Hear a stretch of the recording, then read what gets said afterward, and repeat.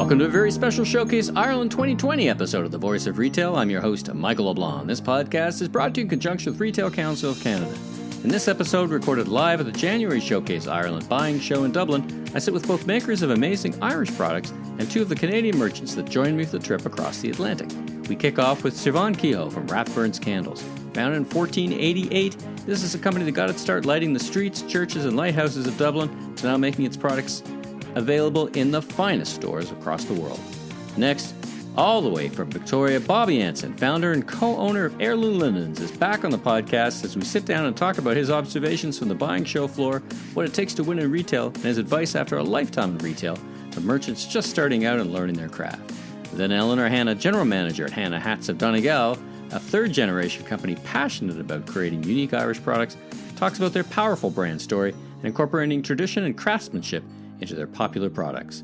We wrap up with buyer Justin Manning and Julia Madden, head of operations from Toronto's own Drake General Store, on how to develop an eye for the right product on the showcase floor that is a perfect fit for the eclectic merchandise mix that is the hallmark of the Drake assortment. But first, let's jump right into my conversation with Siobhán from Rathbornes Candles of 1488.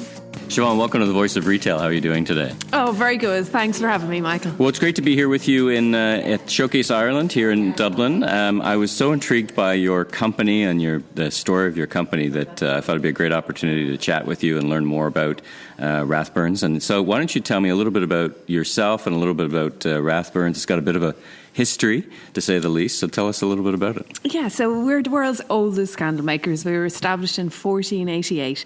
So to put that into perspective, it's before Christopher Columbus set sail for the Americas. So really, it's a fantastic story. We, of course, needed candles back then for lighting, and we, as in Rathbornes, had the contract to light the streets of Dublin and to light the lighthouses around Ireland. Within the company, I run it with my husband. So we also have a church business, because that would have been our bread and butter, really, in more recent centuries in terms of making candles for the church, and we still supply those today.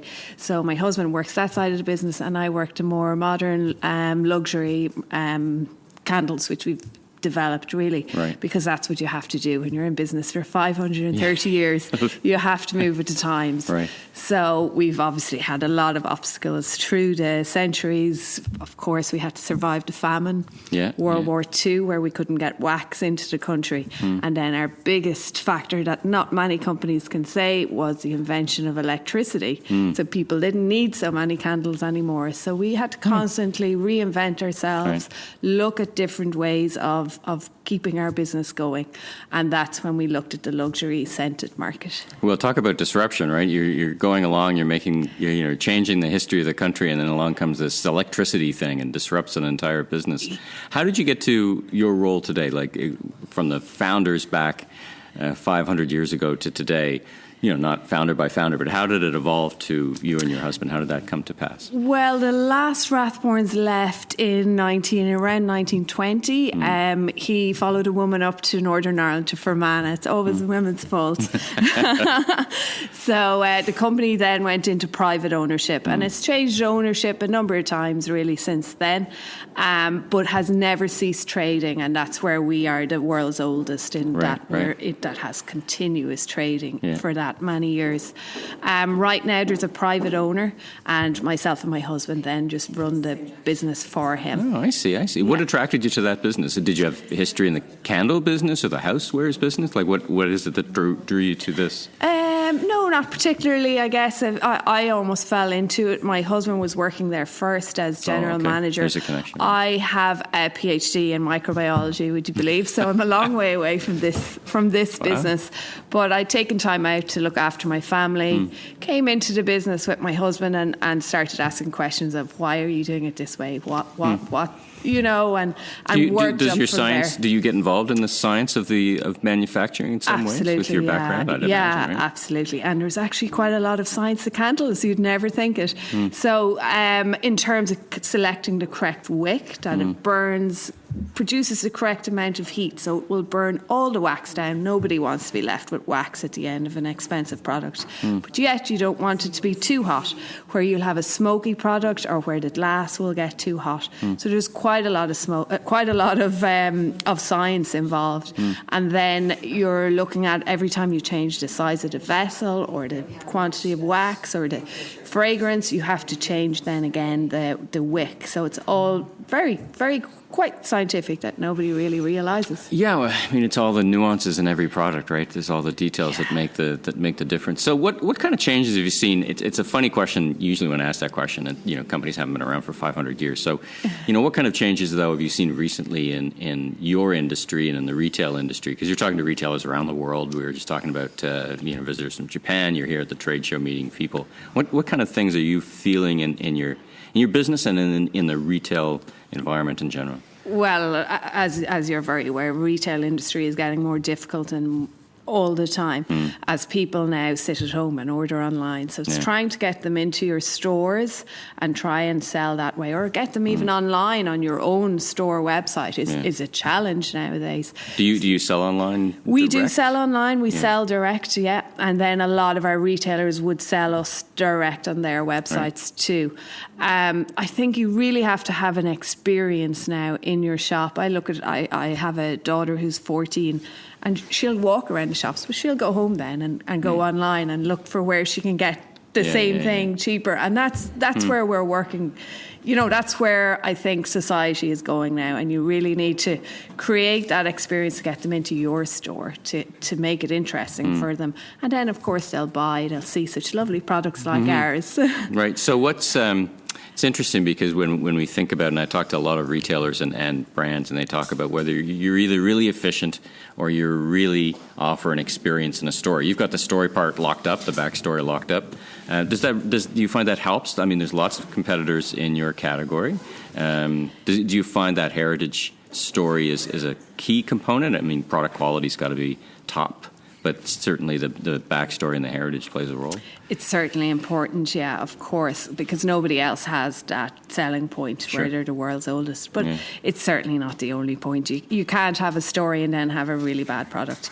So our focus is always on quality and producing the best quality product at all times and making sure it looks good. It's all about how it looks. You want to capture the customer at the shelf and go, wow, that looks amazing. And then, wow, it smells amazing too. And then they get it home and, oh, it burns amazing. You have to tick all the boxes, including the story. And in Japan, for example, where we're really performing very well, they're not interested. They're interested in the story, but they don't even know where Ireland is, a lot of people. And yet the product is doing so well out there. So it's about everything. You have to tick every box. And then as a supplier as well, you have to help your retailers. So you have to support them in making sure they can provide that story so that you can help them every way you can with images, every way, and anything they need. And I think that's all part of it too. Even shipping, I'm sure it's not a light product. Canada, Japan, far away, right? Shipping costs are probably a component of course, the process, right? So we need to build it all in. And like that, we make it as easy as possible for our retailers. They're busy people.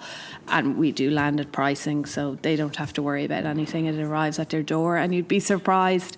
It gets there quicker in a lot of cases, especially in the US, than shipping inland in the US. Yeah, so you're looking at 2 to 3 days from Ireland to your door. It's got a bit of weight to it, but it's a low cube, right? You're not shipping pillows. You were just talking here about linens and pillows, which are just giant physical things, but not that heavy. But light, So they're looking at volumetric weight, whereas ours is always physical weight, really.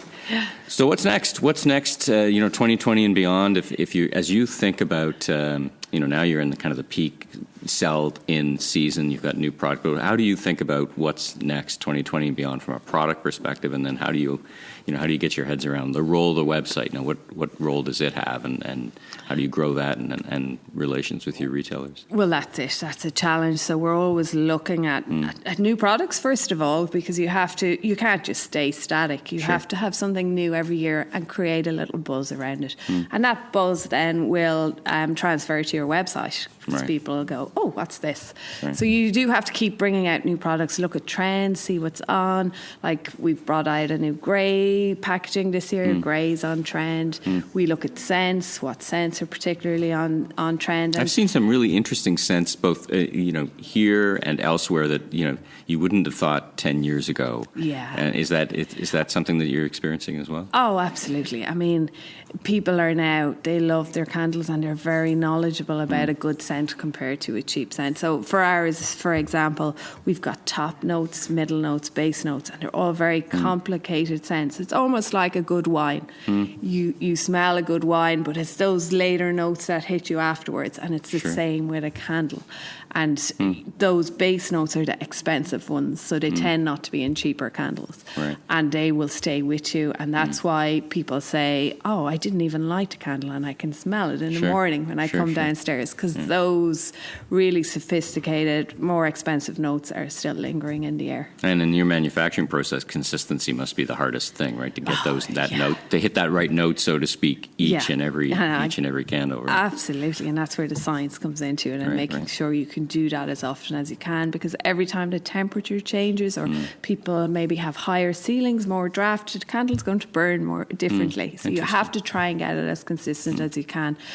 We hand pour our candles. It takes 2 days to make each one of ours. Wow. So we do the first pour the first day, 2/3 of the way up, let it settle, straighten the wicks by hand, and then next day come over and do a little over pour on top. So it's a big process. No one I think realizes what's behind.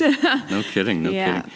So if listeners were looking to learn more about your company, you have a website. Tell us what that is, and you have stockists, I guess, around the world. And tell us a bit where to find your product. Yeah, so we're Rathbornes 1488.com. There's no U in Rathbornes if you're going Googling. So RATHBORNES. We are in Isetan Shizutsu in Tokyo and lots of other really high stores around Japan. We're obviously in Brown Thomas in Ireland and the top stores there, Heels in London, and a number of independent high-end retail stores in the US and Canada. Specialty store kind of thing. Yeah, right? And we're actively pursuing that market from now. That's why we're here, right? Yeah, absolutely. The stores we're in at the moment have almost found us by chance. They've maybe been traveling on holidays in the US, from the US or from Canada, and they see it and go, oh, that would be perfect for my store. But now we're going out to the market, starting with NY Now in New York at the end of this month, and really looking for that market. We think it's such a great fit. There's such an Irish diaspora around. Sure. Just as a base, right? Yeah, just absolutely. as a foundation, so to speak. Yeah, exactly. And really, I think even our online sales to the US and Canada were higher than our Irish online sales at the end of last year, and we've done nothing. We don't even know how they found us. That's fantastic. Yeah, so I think it'll be a perfect market for us, and people obviously love it. So many repeat buys and. Yeah. Well, that's great. Well, congratulations on your success. Wish you much and continued success for another 500 years. Yeah, that's the plan. We're a household name here in Ireland, and we want to become a global household name and make sure we survive for another 500 years. Oh, perfect. Well, thanks again for sitting down with the Voice of Retail, and again, I wish you a good show. It was a pleasure. Thank you very much. Bob, welcome back to the Voice of Retail. How are you doing? Very good, thank you. It's good to be here.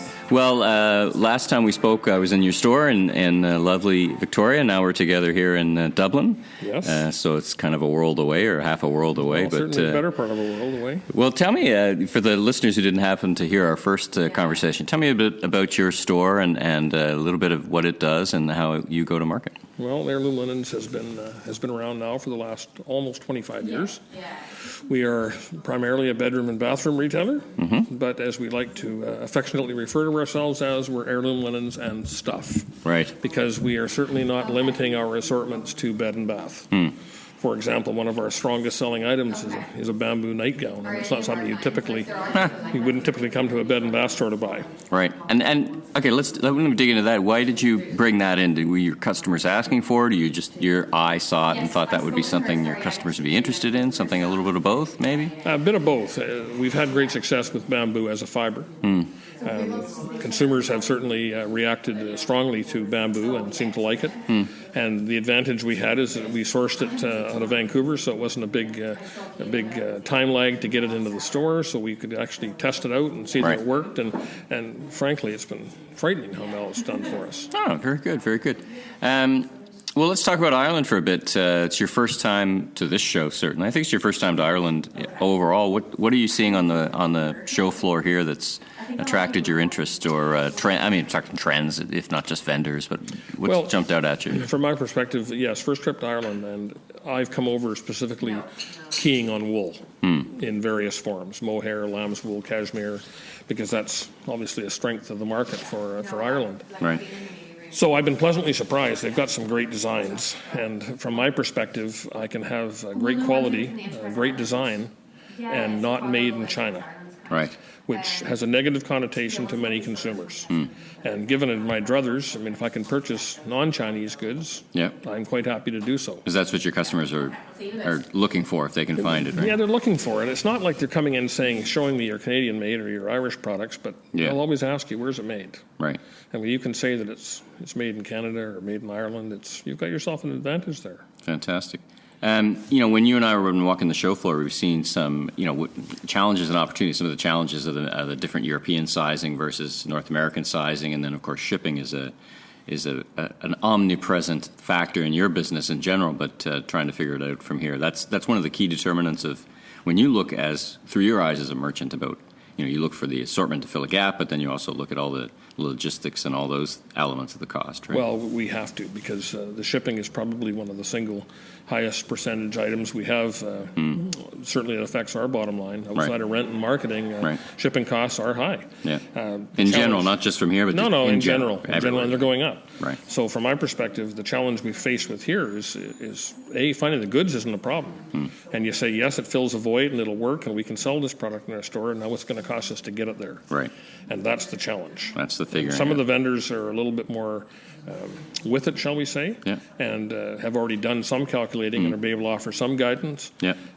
Certainly the CETA agreement has been a benefit to Canadians. Sure. The CETA trade agreement between Canada and the EU, So certainly the products that I'm looking at are zero duty. Right. So from my perspective, it's just a straight conversion from euro to Canadian, and then add in my shipping costs, and it's relatively straightforward. Now the problem is getting shipping costs. So I have some products lined up that I want to purchase, but now it's a case of figuring out what it's going to cost me to get them.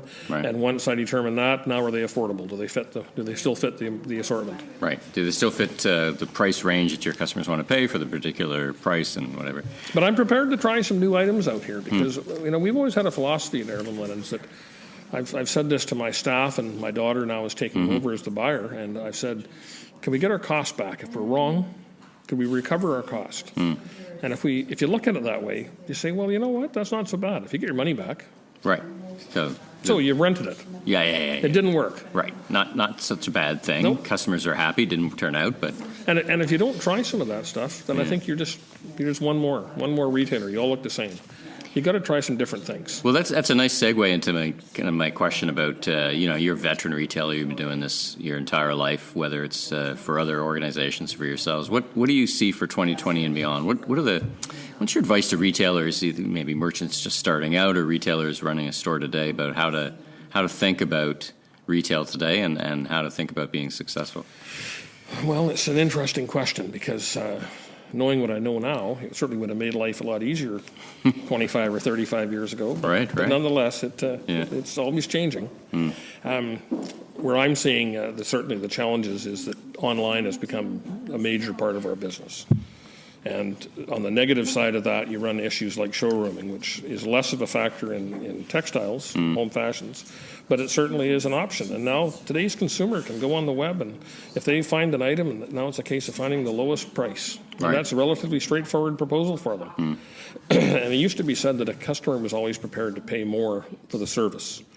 I think that's less so now. I think they're willing to, but given their choices, they'll save the $30 and buy it online if they can. I mean, there's lots of talk about, be experiential in your store or be very efficient, one or the other, right? And I think those are two different ends of the, two polar opposites in some ways. I mean, there's how do you manage that spectrum, right? And what does experience look like in your store? I mean, you're a bit of both, right? You got a great experience, you got a good hand, and then you've got an online website. So you're trying to cover off both the people who want to do that and the people who want to be more. Maybe is your site more replenishment, or do people find the product there? I put much more focus on replenishment. We find that our business is not being reinvented every season. Yes, there's new bedding patterns come on the horizon, and yes, there's some color shifts. But for us, our bread and butter is to buy goods and replenish them to death. Right. And that has been our forte. We replenish weekly. And that is every week. It's never missed. And so do you find your customers, when they shop online at your site, are they replenished? Are they already familiar with you and kind of saying, I need to, something's worn out, or I want something more, I've already done business, I know the product's great. Is that mostly what you see? Or I think that the consumer, once they've shopped you online and got a positive experience, they don't have the qualms about online purchasing. And if they've got questions, we're quite happy to answer them over the telephone. Yeah. So maybe sometimes less price matters the second time around. Exactly. You got to be in the ballpark and all those great things, right? And many customers have said to us, we've bought your product, we like it. I mean, one of the criticisms I've had is I've had customers tell me they've got bedding patterns they bought when we first opened. Come on. I'm not happy to hear that. Yeah. It's like the appliance makers, that my fridge lasted 20 years, so I'm sorry to hear that. Yeah. I know. I had one customer tell me that she said, I own 4 or 5 of your duvet covers. And I said, that's the kind of customer I like to have. Yeah, excellent. Change is good. Yeah, change is good. So last question, if you were starting out today as a merchant, what's your number one or two things you would advise your younger self? Or we've got lots of merchants here on the floor. What's the, looking back, what's the one or two things that you'd say, do these couple of things and you'll have a successful career? Logical assortment planning. I think that you have to define your assortment, what fits, what doesn't fit, and forget about trying to be all things to all people. You've got to find your niche, concentrate on it, and do it well. Then you can branch out into the fringe things, but get your basics covered off. 80-20 rule, right? Oh, God, we live by that. Right. Still the case. We have a focus in our company that every season we go through the entire SKU list. And if it hasn't turned, it's gone. Right. And it's the old sewing every time, 80-20. Yeah. The long tail. I mean, there's a school of thought for the long tail stuff could be sold online, and wouldn't that be great? But I'm not. It's a long tail for a reason, right? Oh, exactly right. Okay. Well, listen. Thanks for being back on The Voice of Retail. Such a treat to spend time with you here in Dublin in general, and for you to chat with us here today. Well, thanks for having me. It's been a great time. Eleanor, welcome to The Voice of Retail. How are you doing today? Very good. Last time you and I saw each other was in New York City, actually, not too long ago, in Soho. So it's great to see you here in Dublin. Thank you. I was so interested to learn more about your company and about Hanna Hats. It's got a great origin story, and you're so connected to the business. So tell me a little bit about yourself and about the business. So our company started in 1924. My grandfather started the business. He was an orphan in Belfast. He was raised by the Christian Brothers there. He seen a job advert for a tailor in Donegal, and he cycled from Belfast to Donegal for a job as a tailor, and he got the job. Now, how far is that? Just so for it's actually 2.5 hours by car, and he cycled it. Fantastic. So he got the job. He was making tweed suits. Unfortunately, the tailor passed away, and then he started making tweed hats and caps. He stayed on in the business, and he started up Hanna Hats then. Right. So he created his first Hanna hat in 1964. And is it describe the product for us? Is it a particular look, and is it a particular... over the years, of course, it's evolved back in when my grandfather started, it was all hats. Now the market's mostly caps. So it depends. It could be a TV show, or it could be something that's in a magazine that could set off a new trend. It depends what it is.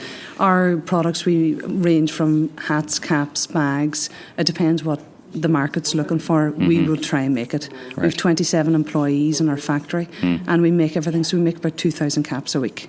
2,000 caps a week? Fantastic. Yeah. Now, do you distribute across the world? Across the world. Like at the show now, which is brilliant, we're meeting from Korea to Japan to America to Canada. It's just fantastic. Well, what are you hearing on the show floor here at Showcase Ireland? You're meeting nonstop with retailers looking at things. What are you hearing from them? We get most of our customers come back because of the quality and that we are still making it in Ireland.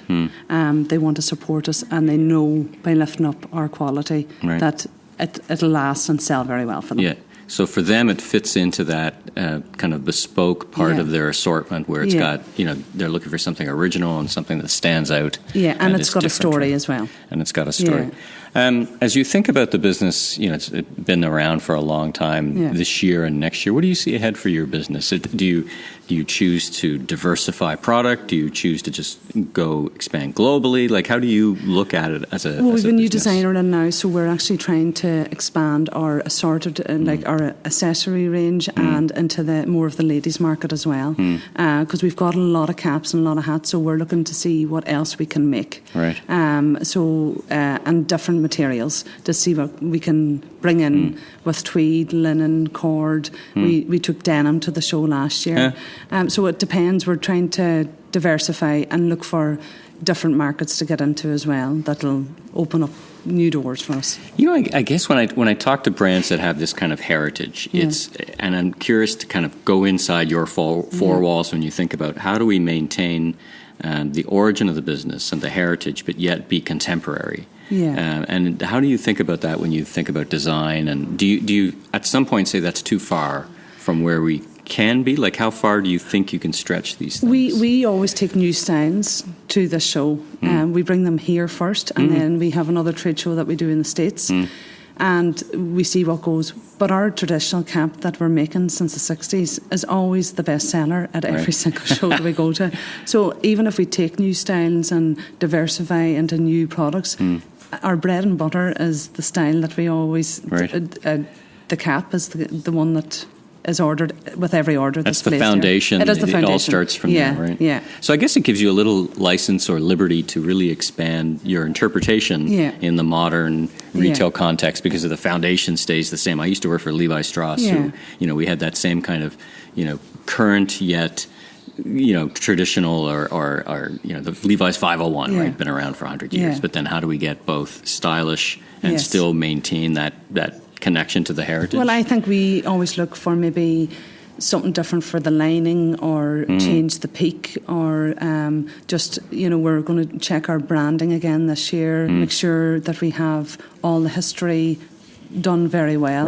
Look at our packaging. So I suppose it's keeping it updated and make sure that the product is presented well to the person that's going to sell it. And I like your idea of coming to shows like this as both here's the the basic line, but hey, what do you think of this? Could you with this? It's kind of like going to market, experiment, researched and live market.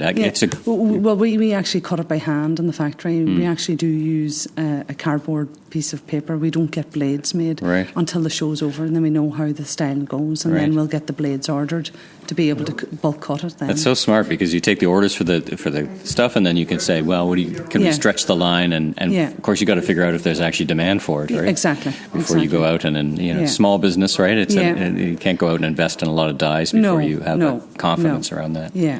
Well, fantastic. So what's next? 2020 and beyond? Is it you continue to do the great work you've been doing, and what's your focus? Yeah, keep it all in Ireland. Keep making it, and do more shows, and look at getting our product. Get another big TV show to wear your product. Exactly. Perhaps that might help. Yes. I guess it was at a Peaky Blinders kind of thing that kind of gave a bit of a renaissance for the look and Yeah. So I guess how to create another hit TV show like that would be good. That would be fantastic. Yeah, we made some caps for Boardwalk Empire when that was So it depends what shows are on, and then people will diversify into a different style. Okay, let me follow that one up for a little bit. So did they find you or did you find them? How did it come about? They found you. Isn't that interesting? So we made some caps for them. So they reached out, and they reached out around the world and said, where can I find an authentic look? I think the thing is, with us making it as well, if they need to tweak the cap a bit, Right. it's not a problem. Yeah. You know what I mean? And they can come see it being made and and everything like that as well. Fantastic. Yeah. Well, congratulations. That's a nice bonus, I guess you could say, right? Thank you. Well, listen, it's great to see you again. Thanks for joining me on The Voice of Retail. Fantastic to connect with the makers and businesses like yourself, and I wish you much continued success. Thank you very much. Well, welcome to The Voice of Retail. How are you both doing today? Good. Good. All right. Well, introduce yourselves. Tell me a bit about yourself and your personal, professional journey. Just why don't we start with you? I'm Justin Manning. I've been working at the Drake General Store for 6 years now. I started working at the hotel. Right across the street? Yeah, right across the street as like a barista barback during brunches. And then I was asked to do a modeling gig for one of our campaigns while I was in school. And then during that, I was looking for like an internship at the time. So I asked if I could intern. And then the rest is kind of history. I just never left. So I've done a little bit of everything in my years here. And now I'm doing the buying and have been for the last 3 or so years. That's great. And you and I met in our time in Dublin, Ireland. We'll get back to that. Julia, tell me about yourself. My name is Julia Madden. I've been with the Drake General Store for 8 years now. Kind of seen it in all of its different forms over the years. I started off managing the retail locations as a district manager, and then have kind of moved into overseeing buying and now all of operations for the retail side of the business. So tell me a little bit more about the Drake General Store. So we're sitting in your location here on Queen Street in Toronto, but you have more than the sum of its parts. Tell me about the business. Yes, so the business started, the Drake Hotel wanted to have a gift shop, but they wanted it to kind of live alongside the way the Drake Hotel does, which is, a boutique hotel, something different, something very local and special. So they wanted a gift shop that reflected that. So, our backbone is being a hotel gift shop, so you can kind of always come here to get things, whether they be locally made or kind of celebrate Canadian culture or the culture of Toronto, but then also kind of everything you would ever need to get a gift for someone. So we really try hard to think about all of the different shoppers who would kind of want to come here and see things, for whether you're buying for your aunt, uncle, grandmother, daughter, new baby, whatever it is, that we try and make sure that we kind of have something interesting and different that you maybe wouldn't have thought of purchasing. And that's really kind of what we aim to show, and things that you would just not see anywhere else necessarily. Well, that's one of the pieces that makes it one of my favorite stores, is just you see I'd call it eclectic, but that's not exactly the right description. But it's a store that offers products that go beyond the kind of sameness. So, if you're a traveler in different cities, you want to get something that's something unique about the city, or something unique at least that you hadn't seen before, that you can't just buy down the street. Now, there's more than just this store, right? We've kind of done a lot of different versions throughout the years. We do, obviously being a gift shop, the holidays is our biggest season, so we often do little local pop-ups. We've partnered with Hudson's Bay over the years, so we have a location at the Hudson's Bay location at the Eaton Centre. We've also had a holiday pop-up at Sherway, which we've had kind of stretched out over the years. So we're at that mall in Etobicoke. That's fun. So it's a way to take the concept out and be flexible and take the assortment out into a different place. Yeah, and we do find we get a lot of brand recognition, but we also, when we go to new places, we get a lot of new customers who I think one of our biggest strengths is our product that we develop in-house. So I think that's what people have kind of gotten to know us for too. I think when we went to out there looking for products that celebrated Canadian culture, we found it a little bit limited as to what you could buy that didn't feel either a cheesy gift shop or something that, becomes a jar of maple syrup or something like that. Shop yes, or whatever, yeah. right? So we worked really hard to kind of make things that we felt people really identify with, but that they actually were really kind of proud to own too. Not necessarily that you would, just lob to someone else, but something that Hi, honey, I'm home. Here you go. Yeah. I was thinking of you. Here's a T-shirt. Yeah. Yeah. So I think that's kind of what makes it a little bit of a different experience too. Fine. Justin, you and I mentioned we were in Ireland together, Dublin, Ireland, at Showcase Ireland. So tell us a little bit about your experience traveling there, but just, the show had a lot of different products. So we were just talking about how there's a focus on Canada, but there's also a focus on finding interesting stuff. So I guess is that what drew you as we started talking about heading to Showcase Ireland? Is that one of the things that drew you to the opportunity? Yeah, totally. Like Toronto, I feel like there's like, I don't know, it's kind of like with globalization and everything, it's hard, no matter where you go, you kind of see the same product everywhere. So going to the show in Dublin was great because I don't really see that many products from those brands in Toronto. And other shows that we go to, like in New York or wherever, it's kind of the same brands at every show across the country, or the world even. Yeah, I think it's a nice opportunity to see like some smaller makers as well. Yeah. You know, we often go to a lot of the maker shows in Toronto, so we make sure that we get, you know, there's like a bit of like a network here that you can kind of see those things, but I think you have to kind of travel to the country to be able to expose yourself to those small makers, and I think that's maybe what you got the opportunity to see there too, right? I was impressed as you know, one of the things that impressed me a lot about just talking to you and meeting you was I think it was like 2 hours into the first day. Yeah. You'd pretty much walked the entire show. I walked the entire thing. And you're like... He's a very fast walker, though, too. Yeah, it's not a small show. And but you had kind of mapped out where you're going, you knew where you were going, and you had an eye already for what you were looking for. Like, you had a very definitive eye. Is that your process? Talk about your process when you go... Not your first trade show, you just go to another one and you're off to different ones. Is that how you roll? I guess so, yeah. I'm more just kind of like, I walk past the booth and I can tell kind of right away whether or not I think it'll work. You had great intuition. I mean, you know what you're looking for and it just jumps out at you. Yeah, I don't know how to explain it, really. It just, that's just how it works for me. For being a merchant for 3 years or 6 years, it's pretty impressive, actually. Justin's like really into, like, he has really great taste. Like, I would say he has better taste than I'll ever have. So I think there's a natural intuition there, but I think there's also the years of experience, like knowing what works at the store. True, yeah. You know, it's like there's definitely commodities that you know that people are going to respond to, like whether it be like, you know, something's really quirky or silly, like you can kind of see those things. Yeah. It's easy to get, you know, one thing I experienced at the show, it's my second year, it's easy to get distracted.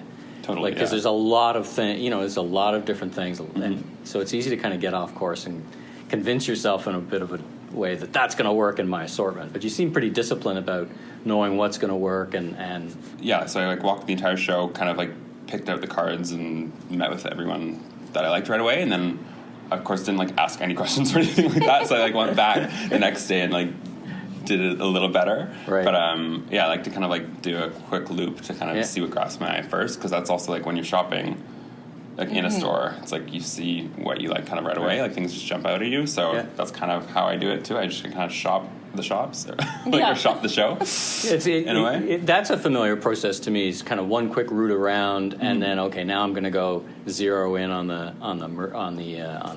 makers or the companies that really interested you.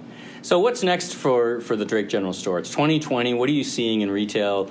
You know, what do you see for the year ahead? What's in the plan in terms of how you think about your merchandise, and you continue to go to shows? You mentioned, Justin, you're off to another one, so that kind of continues through the spring. But what's ahead for the Drake? What do you foresee? I think that we're just like, you know, we're not looking at like a big expansion year. We're not looking at doing like any major projects. So I think for us, it's really about like honing in on what we do and seeing like where we can make those like little tweaks and make it better. You know, I think some of the things that we've done really well in the past is, you know, partnering with local makers, like giving them a platform to sell where like they may not have all those opportunities throughout the year. Right. We definitely are trying to, you know, make a bit of a push towards being a bit more sustainable. I think that's something, you know, offering people a place to either buy products that are sustainable or making sure that our own footprint is not as wasteful. Is that a lens you now more look at what you buy through, is the sustainability lens? Is that more on your minds to both of you than it was 2 years ago? Yeah. And you notice that too at the shows, like there's so much more of a focus, which is super important because that's kind of what the industry kind of needs to shift to. Yeah. Do you think the consumers are ahead of retailers in general, or are retailers, you know, we've had a lot of, I think it's going to be a big year for sustainability. You saw, you know, Sobeys is to stop selling plastic bags, right? And you're going to start to see the government talk about plastic. So it's foremost on everyone's mind. Yeah. Totally, yeah. Do you think consumers and government are ahead of retailers in that regard, or you think retailers are just trying to figure it all out? And I think that you? our shopper in particular is very in tune with that. I think that not necessarily. I'm not sure if that's on top of like every consumer's mind right now, but Sure. I think that our particular clientele is extremely in tune with that, and it's something that they're very sensitive about.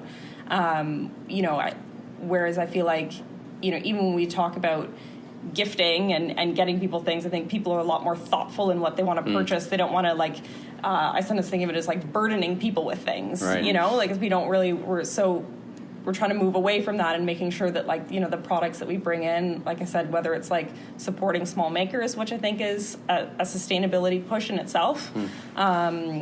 And then also like with our own production, like looking like internally to see like what we can do to like reduce our own footprint when we're producing products, and making sure that they are like as thoughtful as they can be, like not something that you're just kind of like buying and then tossing aside. Right.